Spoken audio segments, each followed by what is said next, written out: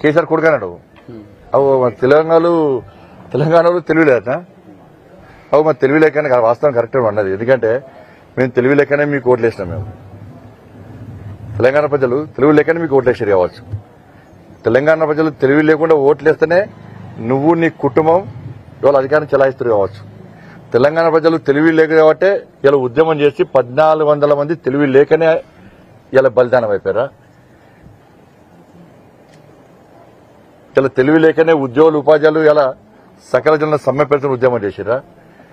తెలివి లేకనే తెలంగాణ రాష్ట్రాన్ని ఇలా సాధించుకున్నామా?